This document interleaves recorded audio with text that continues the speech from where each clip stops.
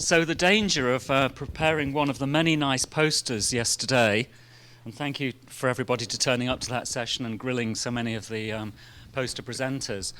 The danger of doing a good one is that you got then picked upon by Matt and co to actually present in 4 cases. One person just being told about 10 minutes ago or something like that. So we apologize to you. We'll give you a doll of Matt that you can stick needles in later on.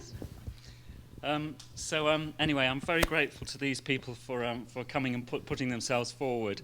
So first, Edward Mejia from the Manitoba Institute of Child Health to talk about Monolysocardiolipin Acyltransferase-1, a potential new therapeutic agent. Thank you very much.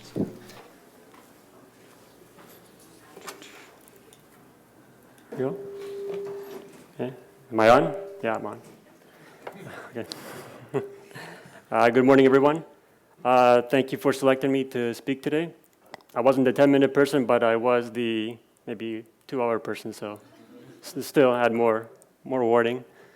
So, as mentioned before, my name is Edgard Mejia.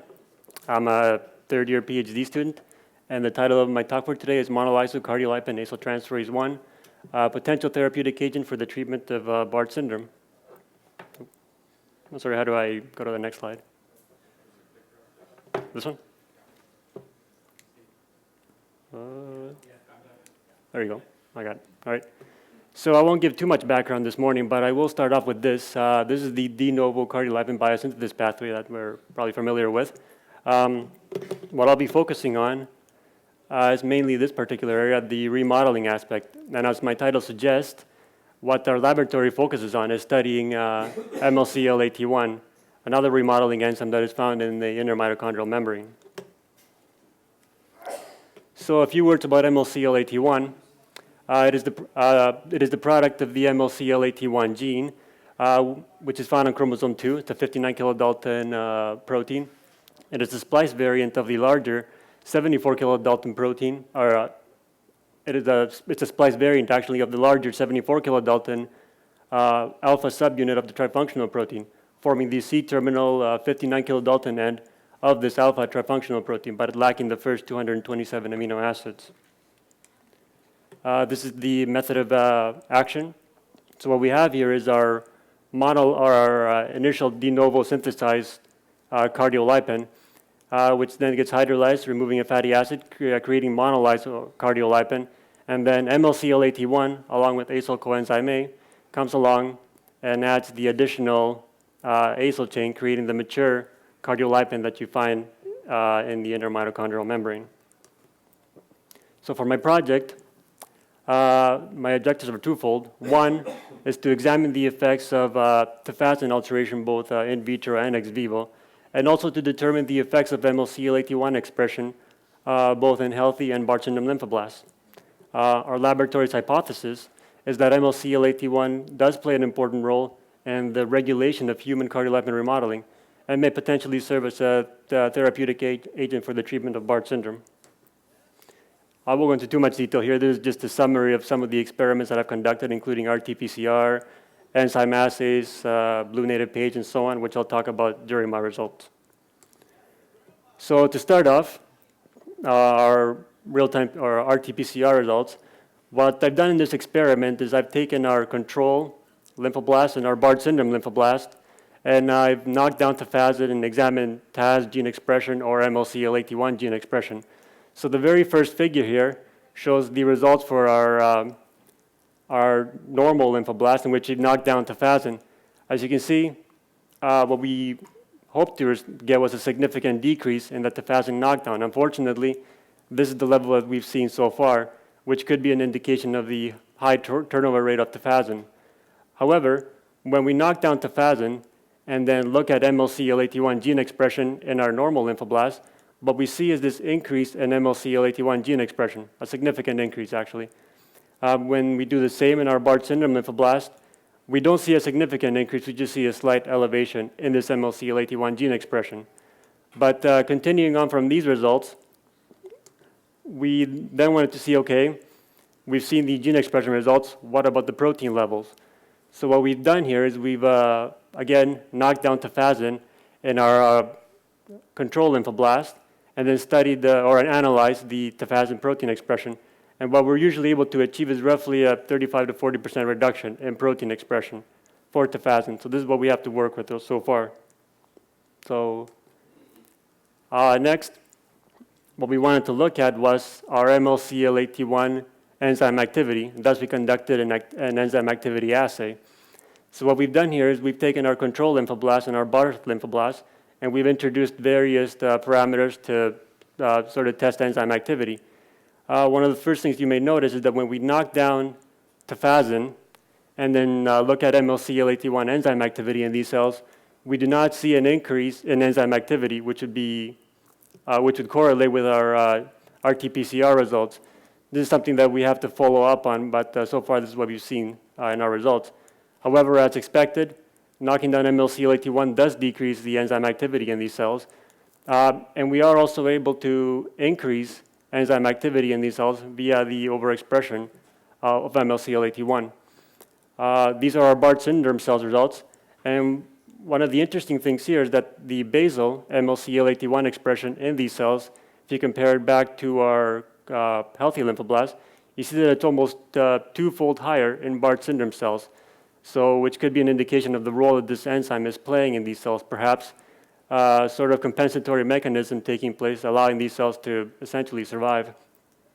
As predicted, knocking down MLCL-AT1 does decrease MLCL-AT1 enzyme activity, and what's promising is that we can also manipulate MLCL-AT1 enzyme activity in these cells. We can elevate it. So then we wanted to see how this would sort of translate to overall cardiolipin mass in these cells. So again, we have the same setup. We have our healthy and our Barth syndrome lymphoblasts. And long story short, what this is showing us is that via transfection of these cells with an MLCL-AT1 carrying plasmid, we can elevate cardiolipin mass in both the healthy and, more importantly, the Barth syndrome lymphoblasts. So then we get to this point and we ask ourselves, okay, so what? We are able to elevate cardiolipin mass. How does this translate over to other mitochondrial functions in these cells? Which is why we conducted blue native page experiments. So what I've done here is I've taken mitochondrial protein from both healthy and Barth syndrome lymphoblasts, and I've separated the complexes using blue native page to maintain the native conformation of these proteins and study their interactions. And one of the things I can do with blue native page is perform in-gel activity assays. This is specific for complex 1 activity. So what we have here is our healthy lymphoblasts, and this lane right here, the first lane. And this is what happens in our healthy lymphoblasts when we transfect them with, or when we knock down tafazin in these cells. As you can see, there's a disruption of supercomplex formation in these cells. This is what it looks like in Barth syndrome lymphoblasts. Again, we have our Barth syndrome cells right here. And as you can see, there's a significant reduction in supercomplex formation in these cells. One of the things we've tried to do is transfect Barth syndrome cells with MLCL-AT1 to see if it would restore supercomplex activity. And so far, we haven't been able to see any difference between both Barth and MLCL-AT1 transfected cells. But I'll come back to this a little later on. But continuing on with our experiments and our blue native page experiments, these are the results for our Barth syndrome lymphoblasts. But our laboratory also has a tafazin knockdown mouse model. And what we've done for those experiments is also studied supercomplex formation there. So this is what those results look like. This is from heart tissue from this mouse. Again, separating the protein complexes on a blue native page gel and looking at different activities. So we have complex 1 activity, complex 2, and complex 4. What you can see here is the difference between wild type and TAS knockdown. So when we knock down tafazin in this mouse model, one of the things you're seeing is sort of an increased expression in, for example, complex 1 activity, but you're seeing decreased supercomplex formation as compared to what you would see in wild type. We don't see a difference in complex 2, but if you look again at complex 4 activity, you see again this increase in protein activity, but you have a decrease in supercomplex formation in comparison to what you would see in wild type. What's interesting though is that when we look at the liver, this is the results for the liver, looking at complex 1 activity and complex 2, we don't see a difference between wild type and knockdown like we do see in the heart. So you can see the supercomplexes are relatively the same, so there's no change in the liver in terms of supercomplex formation. However, if we look at skeletal muscle, and we perform the same experiments, we see similar traits that we see in the heart. So again, you have the increased expression of certain proteins and increased activity for complex 1, but decreased supercomplex formation. And we see the same if you look at complex 4. We have this decreased supercomplex formation as well. So this is what we've seen so far. These are the experiments I've conducted using our TAS knockdown mouse model. But now going back to our lymphoblasts and going back to the initial question, okay, we're able to elevate cardiolipin mass. What effect is this having on the lymphoblasts? Which is why we've conducted seahorse experiments to study mitochondrial function in these cells. So on this side, I have the results for the control or healthy lymphoblasts, and this is what that looks like in our Barth syndrome lymphoblasts. And using the seahorse, we can compare various characteristics in terms of mitochondrial respiration between Barth and wild-type cells. This is what this looks like when we combine them together. So you can see one of the major differences between our Barth syndrome cells and our wild-type cells is the basal respiration, which is a lot higher in Barth syndrome lymphoblasts, which could be an indication of the high demand for ATP that these cells have, hence increased respiration. If we also calculate the other parameters such as spare respiratory capacity, I don't have these results right here. They're all in my poster, but if we calculate the spare respiratory capacity after addition of FCCP, and we compare the maximal respiration in comparison to basal respiration, we see that actually in Barth syndrome cells, this capacity is decreased in compared to wild-type cells, meaning that these cells are essentially not able to work as hard in comparison to wild-type cells. However, when we transfect these cells with MLCL-AT1, as indicated by this purple band here, we see that this more closely mimics the wild-type results that we see here. So just to summarize my results, it appears the MLCL-AT1 levels do increase after tafazin knockdown, but not the enzyme activity. However, the basal MLCL-AT1 activity, if you recall, is higher in Barth syndrome cells compared to control cells. Also, the expression of MLCL-AT1 is able to increase enzyme activity and cardiolipin mass in these cells. I've seen no significant change in linoleic acid incorporation so far. I haven't shown those results. Our TAS knockdown model, our TAS knockdown as well as expression of MLCL-AT1 does seem to affect supercomplex formation.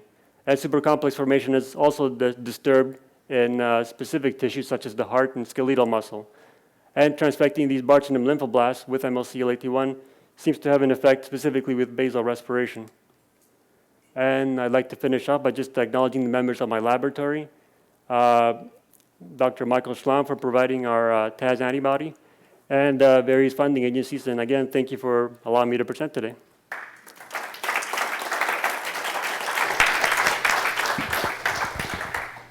Thank you very much for a very clear presentation.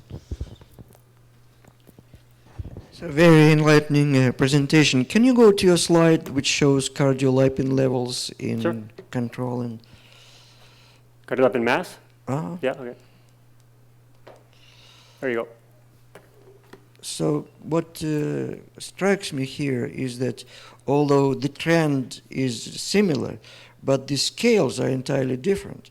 That's right. Because on the upper panel, your scale goes to, what, 8 Yes. units of something, where it goes only to 2 on the lower panel. So That's right. this kind of compensation, it's just the trend is the same, but the amounts are remarkably different. That's right. But I guess the way I look at this is that essentially if you compare cardiolipin levels in wild-type cells to what you would see in Barth syndrome cells, they are a lot lower in Barth syndrome cells. So in wild-type cells, for example, as you can see, you initially have this much level, and essentially you can rescue it higher.